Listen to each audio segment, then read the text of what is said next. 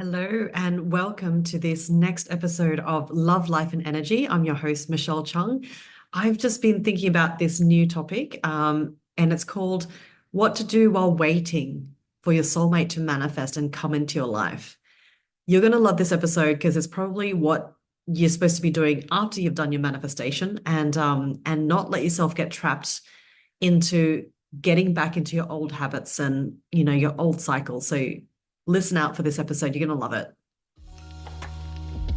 Hey, my name is Michelle Chung, and I'm a live manifestation expert, which means I help women manifest their soulmate live in person, offline. And I help career-driven, A-type alpha women find their man so they can have the amazing, committed, and effortless relationship they deserve. Okay, so this episode I've been thinking about, and I guess maybe because I'm kind of in it myself. I'm also waiting to manifest something else in my life, our dream home, and that waiting game kind of kills you. So I remember also when I was manifesting my partner, you know, those moments when you catch yourself or you're having a PMS and you're not feeling great, and you catch yourself in that apathy of things are going so slow, things are not working. When's he gonna come? When is life gonna work? When is things gonna turn out for me? And you really have to catch yourself because, and I guess, coming from a space of me being in PMS right now, it's really important to notice that and acknowledge it. And it's funny because for me, it just sneaks up on me every month. And even though it's been, happening most of my life now, I'm 43, your periods, are part of your life, and we acknowledge and appreciate it for, the beautiful things that it helps us to create, but also the monthly challenges that we have with having our PMS. So I guess this episode is going to talk about, that waiting game, what to do when you're waiting for the thing that you want to come into your life, because we're not chasing, we're not like doing that masculine thing we've been doing all our lives, striving and working really hard to get that stuff. We let that go, and we recognize that manifesting and just allowing and receiving things to come into our life is the best way to go. And that's being in our feminine. Okay. So this episode is really talking about, you've done all the right steps. You've been following my manifesting 101 steps to meet him, and you've done all those right things. You've gotten clarity on what you want in your life and what kind of relationship you want and what kind of man you want.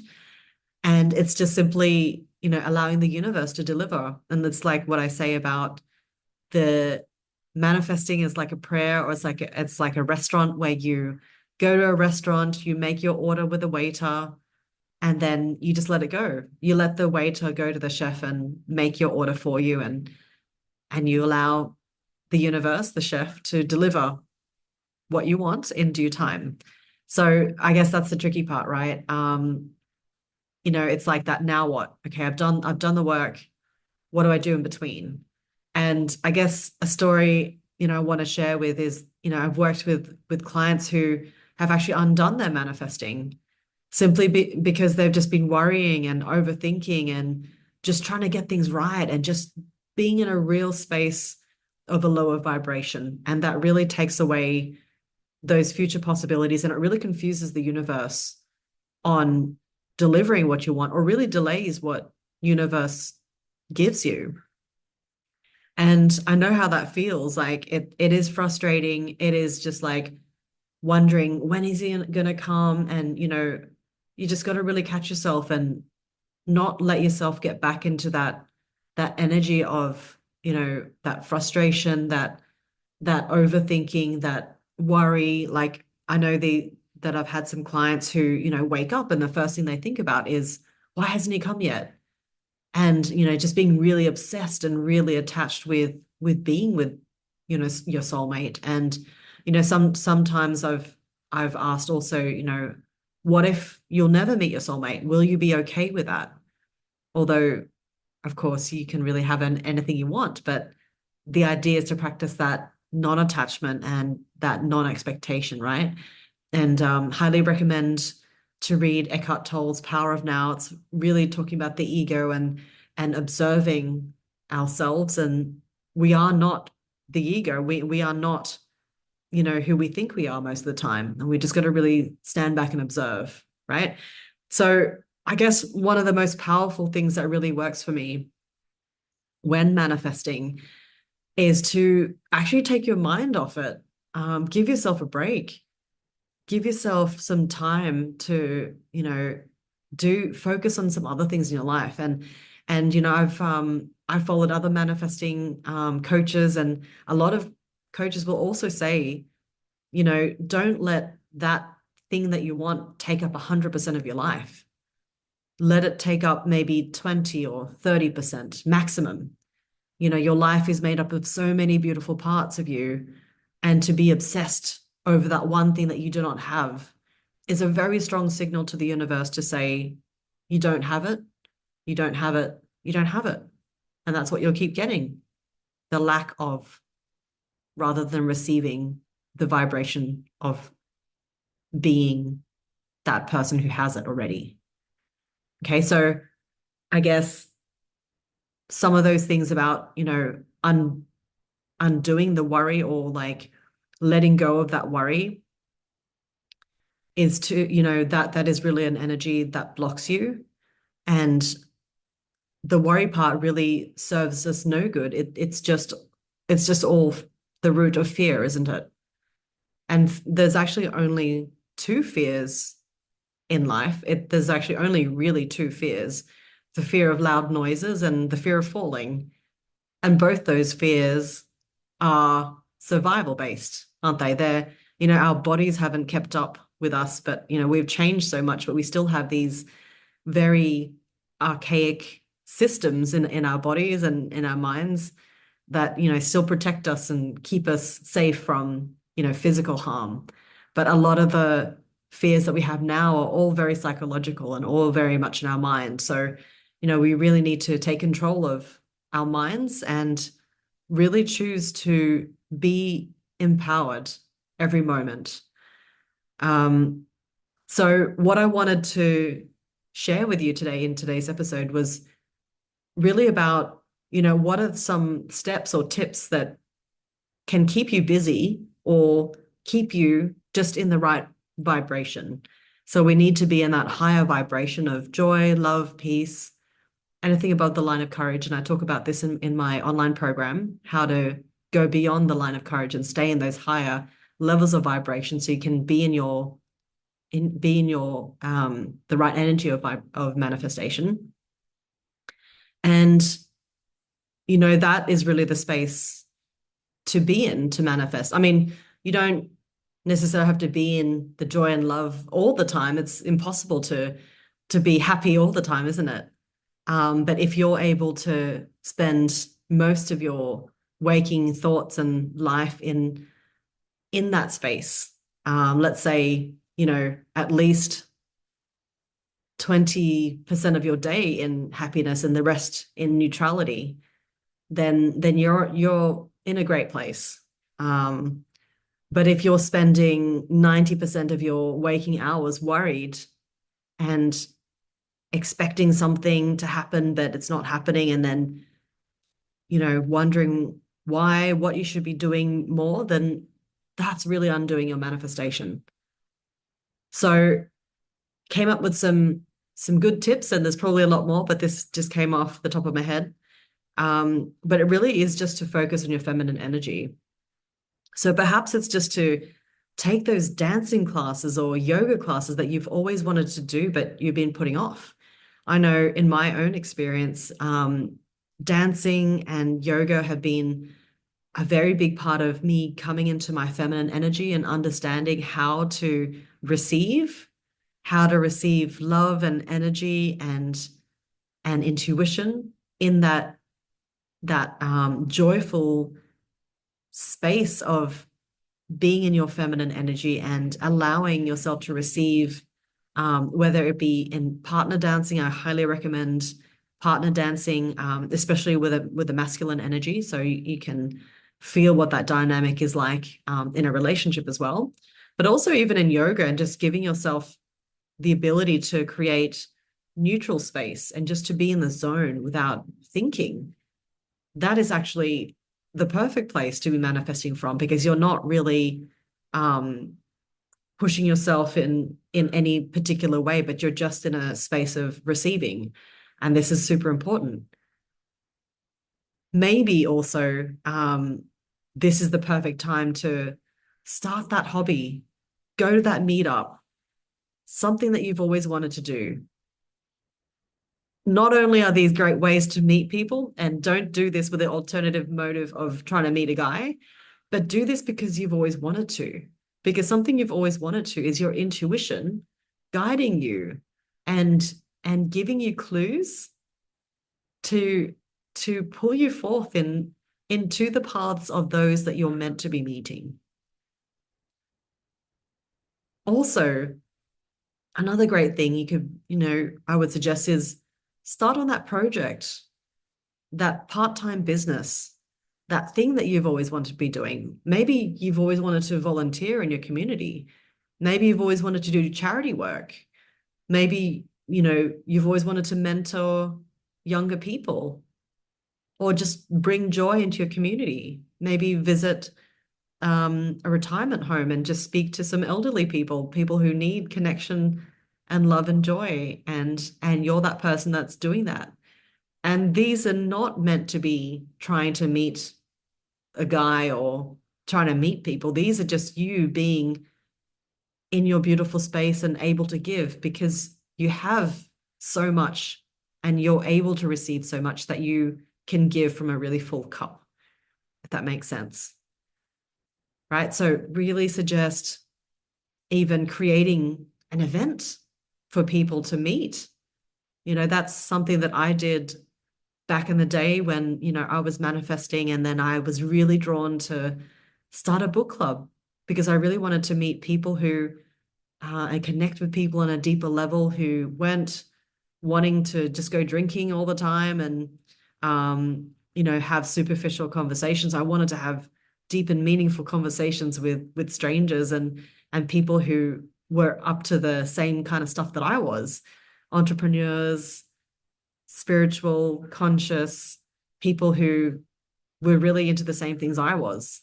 So you can go ahead and do that, like starting a group on Meetup, super easy.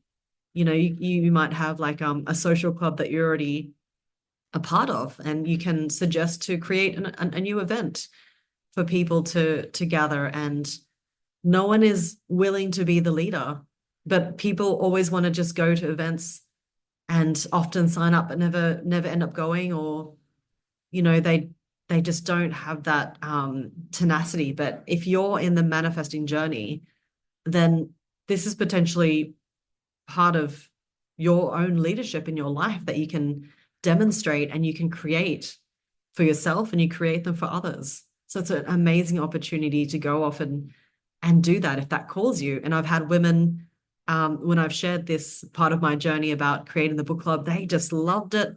They just took it on.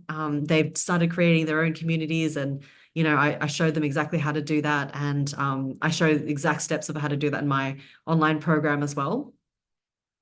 And it just becomes a really beautiful way to use your time in a really productive, but also connecting way. And again, not with the alternative motive of meeting men, but just to really give, and because you're able to receive so much in your own life. What about going to that cooking class? I love cooking, and if I find myself on a weekend that I have a couple of hours free, I just love getting into the fridge, finding what's available in there, and just creating something, from scratch, something healthy, something really delicious. And my partner really loves it, so I'm glad that he enjoys my cooking. But I really get in the zone when I am cooking. When I find some hours, I read a new book. I just choose something that catches my eye, something that's perhaps that I'm seeking some guidance on. A book that I'm reading right now is called The Obstacle is the Way by Ryan Halliday. And it talks about how each um, stumbling block, each thing that gets in the way is actually the solution. That's actually the way towards growth. When I have time, I also love to paint. Maybe that's something that you've always wanted to do, or join a drawing class or something. Another great way, and I've seen so many of my clients meet their soulmate with this particular way. And not because they were trying to meet somebody, but because they were intuitively called to go to a particular place, or they just really wanted to treat themselves. Take yourself on a date, take yourself on a holiday alone. I don't know how many of my students have, had success meeting somebody because they just took a holiday and they just met somebody. And they didn't go with that intention of meeting anyone, but it was more because they just really wanted to eat, pray, love, and find themselves, or just really enjoy the time that they have alone. And then it becomes just a joyous experience that you'll always remember for yourself. So some of my clients feel like I want to, travel to that place, but with my partner. And I don't want to go alone until I meet my partner. I don't think that's going to be the best way to go about things, because then you're constantly stopping yourself and you're signaling to the universe saying, I can't go there until I have this. And life doesn't work that way. You just have to go for it. You have to go for it, and your soulmate will appear in whatever form, in whatever step, and whatever time frame of your life. But he will be there when you're living your most joyous, soulful, happy part of your life, because that's when you're going to be in your highest vibration, when you're going to be emanating joy and love and happiness. And doesn't everyone want to be around somebody who's like that, who's excited about life and who's just magnetic? That's what you're like when you do some of these things that you've always wanted to be doing. And it's not about doing something for doing sake, but just to be not just keeping busy, but just to fulfill in those wishes that you've been promising yourself, that you've always wanted to do, but you've just always been putting aside. Now is the time to do it. And this I suppose is like what I just said. It's about almost keeping busy. So you're not focused on the lack of, you're focused on the abundance and the growth.